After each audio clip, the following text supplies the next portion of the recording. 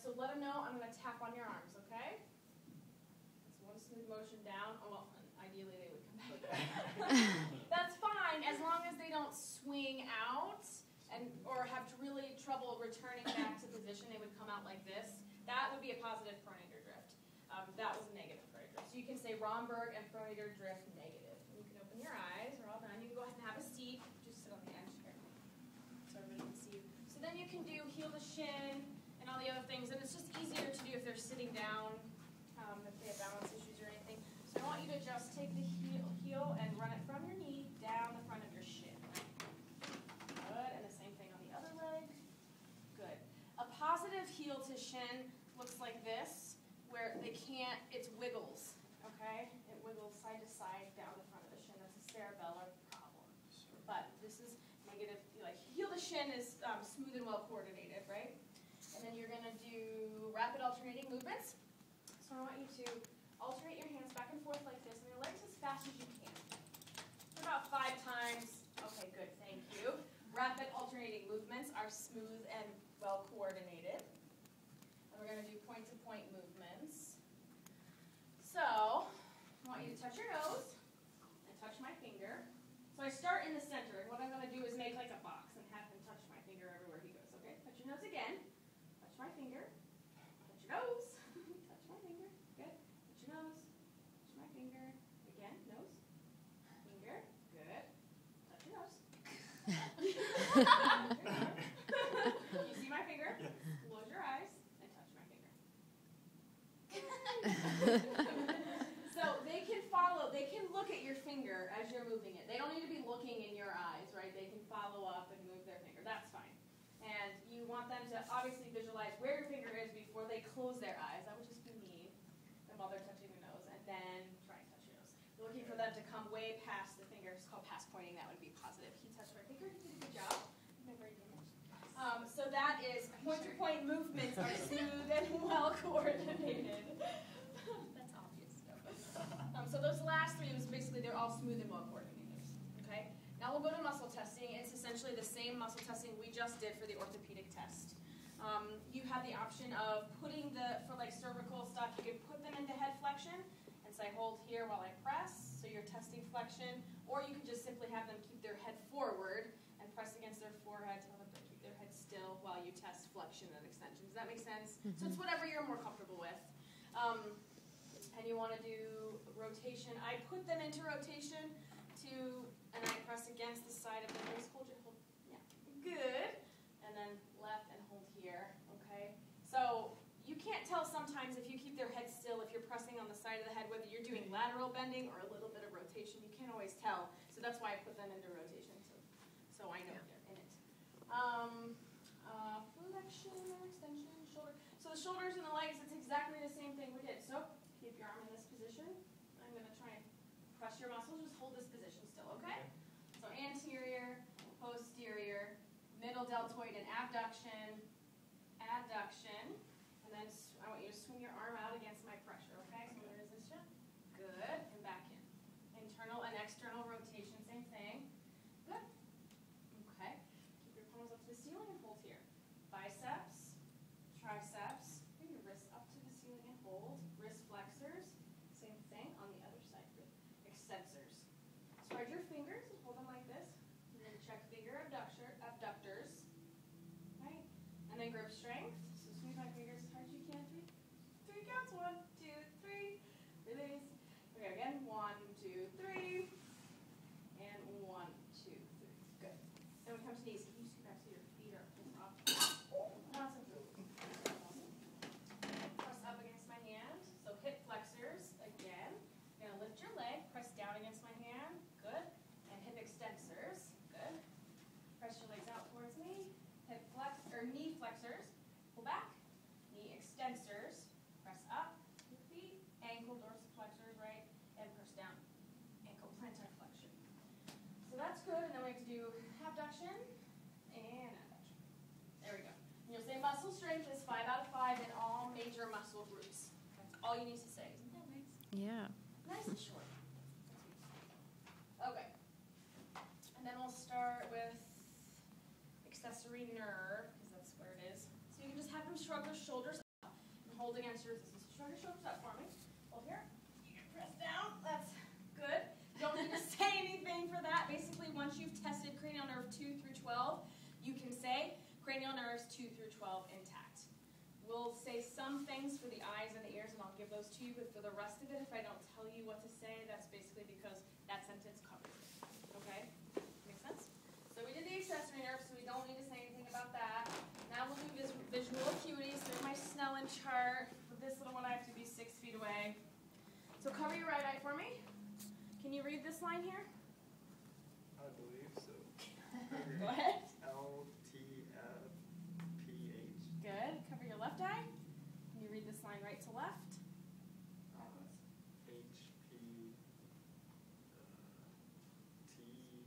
TTL. Okay. And both eyes? Just cover both eyes. And can you read this bottom line left to right? LTFPH. Okay, good. You have contacts in? All right, so he's 20/20 OU with correction. So you'll say 20/20 or whatever the number is, OU with or without correction. And then we'll do visual fields. Well, I'm going to do all the eye stuff together because that just makes sense to me. So we'll do visual fields. So you want to be at least at the side of them or a little bit behind them so they can't see your arm coming, so that it's kind of shooting. Go ahead and cover your right eye. And tell me when you can see my fingers. And I want you to do, again, like I taught, visual fields high up here, one at eye level, and one really at the bottom, because this is his periphery. Like this, he can see all this, so you don't need to be just right here. Okay, does that make sense? Yeah. All right, so tell me when you can see my fingers.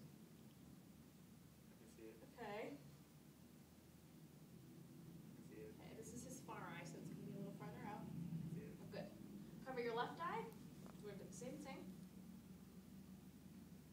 See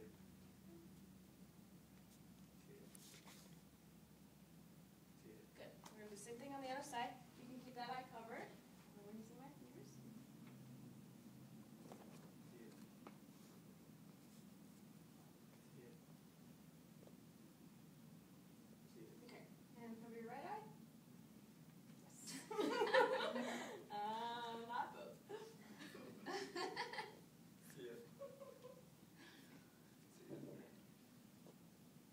See it. Good. All right. Visual acuity, intact and adequate bilaterally. I think. Visual fields. I don't have anything for visual fields, actually. So, as far as I know, you don't need to write anything for visual fields. We'll do extraocular movements. So I want you to just keep your head still, follow my finger with your eyes. You can do the bow tie, you can do the H in space, that's fine. Just make sure you don't have to make huge sweeping moments. You can be very close and get their full range of motion with the eyes while you're close. Okay, so about an arm's length away or whatever, just follow my finger. Good. All the way in. So I'm checking for his eyes not only to converge, meaning come closer together, but for the pupils to constrict, which is accommodation. Right? We can't say perla yet because we haven't done the light part. We did the accommodation part. We still have to do nystagmus, so follow my finger again. Hold for 3 seconds. He had a tiny little bit of nystagmus, which is normal. That doesn't always show up in the first second. You need to wait a couple seconds. Good. All right. There's So nothing what you is need that to under report visual about fields? extraocular movements. And then we'll do okay. perla. My thing's stretching. You don't have to say they're intact? Not to my knowledge. All the documentation I've seen for what they're teaching you for coordinate negatives for neuro, like what's in your PowerPoint, what's in your notes, it's not there. So I will double check, but I don't have that you need to say that. Okay? Some will do perla, the rest of perla, which is checking the pupils. So again, you need to check each eye twice, checking one that it constricts on the left eye, and then it constricts in the right as well. Right, and this is cranial nerve 3. Good. All right. You need to say pupils equally round and reactive to light and accommodation. So perla, basically. Don't do that until you've checked accommodation. So do this first. Do the EOMs first, and then do the light, and then you can say it. I'll make it easy for you. And then fundoscopy. So let's take a peek in your eyes. Remember to use the green, to have it set to green, the normal at the bottom, remember? And then it'll just check your vision, essentially, before you start. And you want to be like 15 degrees off center and at eye level with him. So if you're taller, you might need to hunch down or get a good stand, squat a little bit. Obviously, I don't have that problem. So I'm just going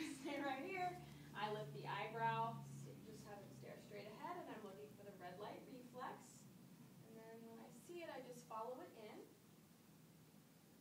And if you start to see the vessels before you get to his face, that's fine, his or her face. You can just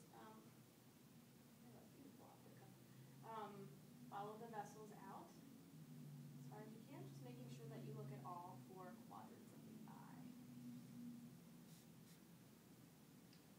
Okay? Give your second. Do the same thing on the other side. You good? Okay. And then lift the brow. Slide about 15 degrees.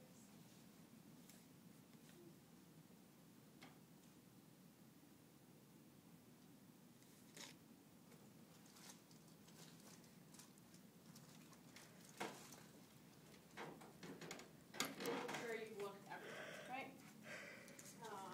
Fundoscopy, it's just fundoscopy reveals no papilledema, cupping, or retinopathy. You can say A/B nicking if you like, because I know that's how you were, that's part of your pertinent negatives too, so that's fine. But fundoscopy reveals no papilledema, cupping, or retinopathy. We're done with eyes. And then we can do facial expressions. So we're going to make some funny faces. So I want you to raise your eyebrows and close your eyes tight as you can. As tight as you can. There you go. Smile. Frown. Show me your teeth. There you go.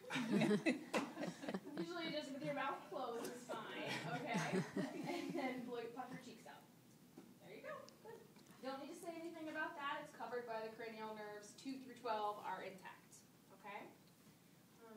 Now we have the uvula and all that goodness. There's a light on your fundoscope. This little black piece that attaches, this middle piece here, is actually a light, and it's made for the mouth. It's much brighter than just the other end of your fundoscope. It's much bigger, it's much brighter. So just so you know, you can play around with that. Stick your tongue out for me. All right, so right now we're doing cranial nerve 12. It's nice and straight. If it went to the left, where's the side of the lesion? It's on the left. The tongue will point to the side of the lesion. If the tongue deviates to the left, the lesion's on the left. That means that part of the tongue isn't strong enough to make it straight. And this normal side, the right, is pushing it over. Okay? So this is nice and straight, so we know his cranial nerve 12 is just fine. So go ahead, open up, say ah. All right, soft palate rises, uvula is midline. You don't need to say that, but it does. That's what we're looking for.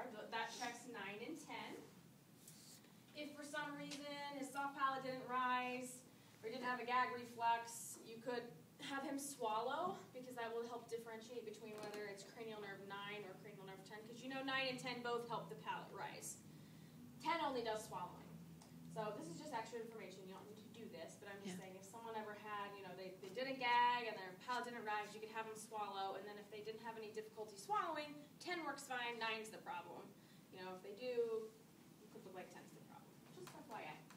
Thank you. All right, sure. Then we'll do the trigeminal nerves. So for the sensory portion, just gonna touch your face with a cotton ball. I want you to close your eyes and just point to the areas that you feel. So we're gonna touch bilaterally on the forehead, the cheeks, and the chin. Okay? But vary the time. Can you point to where you felt that? Good. And the place. Good.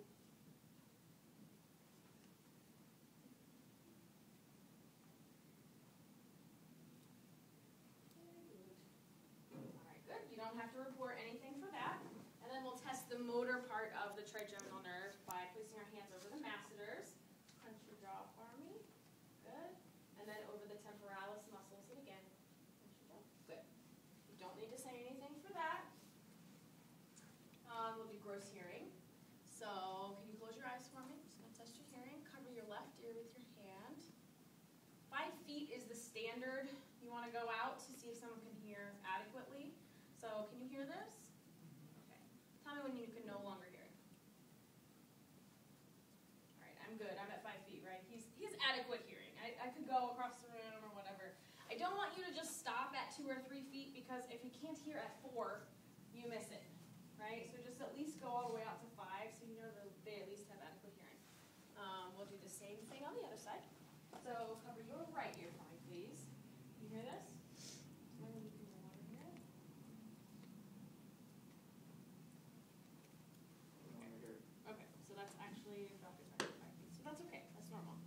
gross hearing is intact and adequate bilaterally.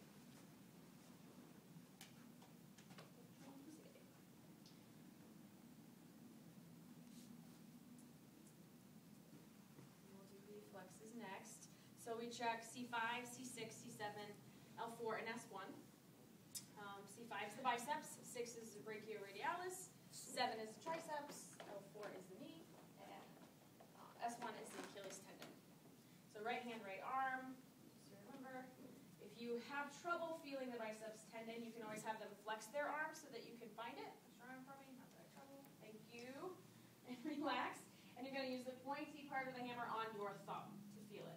It really, sometimes if someone has a good reflex, will you see the hand move, but typically you won't. You're just going to feel it under your thumb.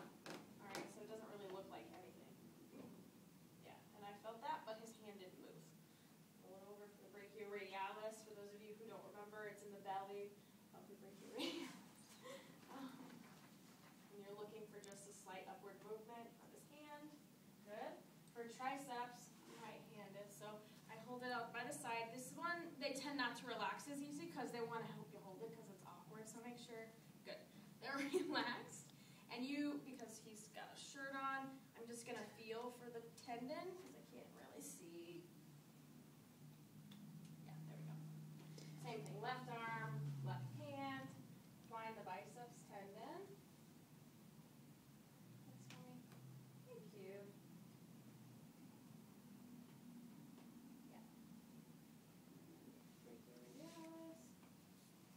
Did you see just a little, right?